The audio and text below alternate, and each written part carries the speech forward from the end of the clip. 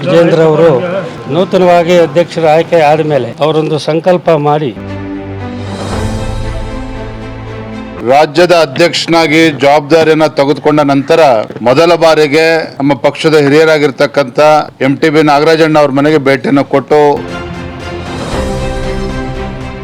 ಮುಂದೆ ಬರತಕ್ಕಂಥ ಲೋಕಸಭಾ ಚುನಾವಣೆಯಲ್ಲಿ ಇಡೀ ರಾಜ್ಯದಲ್ಲಿ ಪ್ರವಾಸ ಮಾಡಿ 28 ಪಾರ್ಲಿಮೆಂಟ್ ಕ್ಷೇತ್ರಗಳ ಅಭ್ಯರ್ಥಿಗಳನ್ನು ಸಾಕಷ್ಟು ವಿಚಾರಗಳನ್ನು ಚರ್ಚೆ ಮಾಡಿದ್ದೇನೆ. ಒಂದೇ ಮಾತಿನಲ್ಲಿ ಹೇಳಬೇಕು ಅಂತ ಹೇಳಿದ್ರೆ MTB ನಾಗರಾಜ್ ಅಂತ ಹೇಳಿದ್ರೆ ಒಬ್ಬರು ವ್ಯಕ್ತಿ ಅಲ್ಲ, ಒಂದು ಶಕ್ತಿ. ಹೆಚ್ಚಿನ ಬಹುಮತಗಳಿಂದ ಅವರನ್ನು ಜಯಶೀಲರನ್ನಾಗಿ ಮಾಡಿ ಮುಂದಿನ 3ನೇ ಸಾರಿ ಮುಖ್ಯಮಂತ್ರಿಗಳು ಪ್ರಧಾನಮಂತ್ರಿಗಳಾಗಬೇಕು. ಇಡೀ ರಾಜ್ಯದಲ್ಲಿ ಅವರದೇ ಆದಂಥ ಒಂದು ಜನಬೆಂಬಲವನ್ನು ಗಳಿಸ್ಕೊಂಡಿರ್ತಕ್ಕಂಥ ನಾಗರಾಜಣ್ಣ ಅವರು ಇವತ್ತು ಭಾರತೀಯ ಜನತಾ ಪಾರ್ಟಿಗೆ ಒಂದು ಶಕ್ತಿಯಾಗಿ ಇವತ್ತು ನಮಗೆ ದುಡಿತಾ ಇದ್ದಾರೆ ಅನ್ನೋ ಉದ್ದೇಶದಿಂದ ನರೇಂದ್ರ ಮೋದಿಜಿ ಅವರು 3ನೇ ಸಾರಿ ಪ್ರಧಾನಮಂತ್ರಿಗಳು ಮಾಡಬೇಕು ಅನ್ನೋ ಉದ್ದೇಶದಿಂದ ಅವರು ಸಂಕಲ್ಪ ಮಾಡಿ ರಾಜ್ಯದ ಉದ್ದಗಲಕ್ಕೂ ಜಿಲ್ಲಾ ತಾಲೂಕು ಎಲ್ಲ ತಾಲೂಕುಗಳಲ್ಲಿ ಕೂಡ ಈಗಾಗಲೇ ಪ್ರವಾಸ ಮಾಡ್ತಾ ಇದ್ದಾರೆ. ಮುಂದಿನ ಲೋಕಸಭಾ ಚುನಾವಣೆ ಎಲ್ಲ 28ಕ್ಕೆ 28 ಲೋಕಸಭಾ ಕ್ಷೇತ್ರಗಳನ್ನ ಗೆಲ್ಲೋದ್ರ ಮುಖೇನ ನಾವು ನರೇಂದ್ರ ಮೋದಿಜಿಯವರ ಕೈಯನ್ನ ಬಲಪಡಿಸಬೇಕು.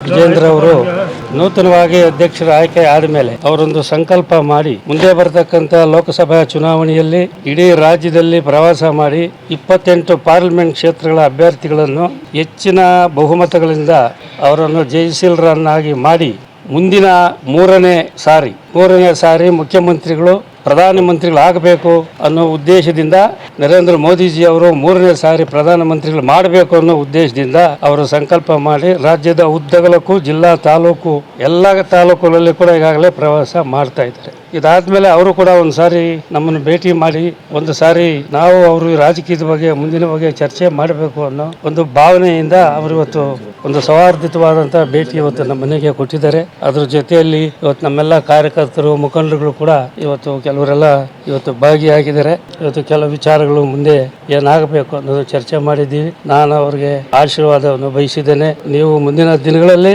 ಈ ಚುನಾವಣೆಯಲ್ಲಿ ನಾವು ಹೆಚ್ಚಿನ ಬಹುಮತ ಗೆಲ್ಲಬೇಕು. ಸ್ಥಿರ ಮತ್ತು ಸುಭದ್ರವಾದ ಸರ್ಕಾರ ಈ ದೇಶಕ್ಕೆ ಬೇಕಾದ್ರೆ ಅದು ನರೇಂದ್ರ ಮೋದಿಜಿ ಅವರೇ ಆಗಬೇಕು, ಮತ್ತೆ 3ನೇ ಬಾರಿ ಪ್ರಧಾನಮಂತ್ರಿಗಳಾಗಬೇಕು ಅಂತೇಳಿ ನಾನು ನಮ್ಮ ವಿಜೇಂದ್ರ ಅವರಿಗೆ ಆಶೀರ್ವಾದ ಮಾಡಿ ಅವರು ಮುಂದಿನ ದಿನಗಳಲ್ಲಿ ಈ ರಾಜ್ಯದ ಉದ್ದಗಲಕ್ಕೂ ಇನ್ನೂ ಕೂಡ ಪ್ರವಾಸ ಮಾಡಲಿ, ಕಾರ್ಯಕರ್ತರು ಮುಖಂಡರುಗಳನ್ನು ಸಂಘಟನೆ ಮಾಡಿ ಅವ್ರನ್ನೆಲ್ಲ ಒಗ್ಗೂಡಿಸಿ ಮುಂದೆ ಬರ್ತಕ್ಕಂಥ ಪಾರ್ಲಿಮೆಂಟ್ ಚುನಾವಣೆ, ವಿಧಾನಸಭಾ ಚುನಾವಣೆ ಭಾರತೀಯ ಜನತಾ ಪಕ್ಷ ಬಹುಮತದಿಂದ ಅಧಿಕಾರಕ್ಕೆ ಬರುವಂತ ಕೆಲಸ ನಮ್ಮ ವಿಜೇಂದ್ರ ಅವರ ಅಧ್ಯಕ್ಷತೆಯಲ್ಲಿ ಅದು ಆಗಲಿ ಅಂತೇಳಿ ಅವ್ರಿಗೆ ಹಾರೈಸಿ ಆಶೀರ್ವಾದ ಮಾಡಿದ್ದೇನೆ. ಅಷ್ಟೇ ಇವತ್ತು ಅವರು ಭೇಟಿ ಕೊಟ್ಟಂತ ನಮ್ಮ ಮನೆಗೆ ಸೌಹಾರ್ದತ ಭೇಟಿ.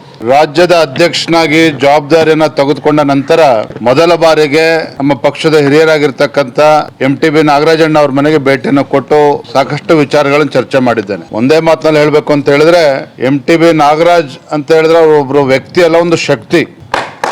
ಇಡೀ ರಾಜ್ಯದಲ್ಲಿ ಅವರದೇ ಆದಂಥ ಒಂದು ಜನಬೆಂಬಲವನ್ನ ಗಳಿಸ್ಕೊಂಡಿರ್ತಕ್ಕಂಥ ನಾಗರಾಜಣ್ಣ ಅವರು ಇವತ್ತು ಭಾರತೀಯ ಜನತಾ ಪಾರ್ಟಿಗೆ ಒಂದು ಶಕ್ತಿಯಾಗಿ ಇವತ್ತು ನಮಗೆ ದುಡಿತಾ ಇದ್ದಾರೆ.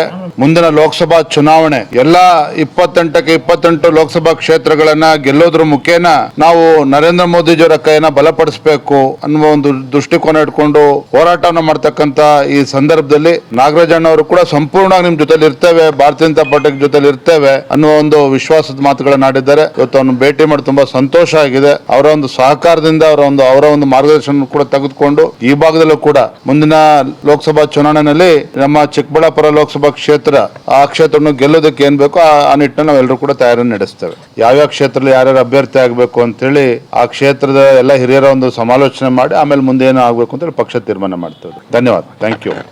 ನೀವು ಈ ಕೂಡ ಎಲ್ಲ ನಮ್ಮ ಚಾನಲ್ಗೆ ಸಬ್ಸ್ಕ್ರೈಬ್ ಆಗಿಲ್ಲ ಅಂದರೆ ಸಬ್ಸ್ಕ್ರೈಬ್ ಬಟನ್ ಅನ್ನು ಕ್ಲಿಕ್ ಮಾಡಿ, ಪಕ್ಕದಲ್ಲಿರೋ ಬೆಲ್ ಐಕನ್ ಅನ್ನು ಕ್ಲಿಕ್ ಮಾಡಿ. ನಾವು ಅಪ್ಲೋಡ್ ಮಾಡುವಂತಹ ವಿಡಿಯೋಸ್ ನಿಮಗೆ ನೋಟಿಫಿಕೇಶನ್ ಬರುತ್ತೆ.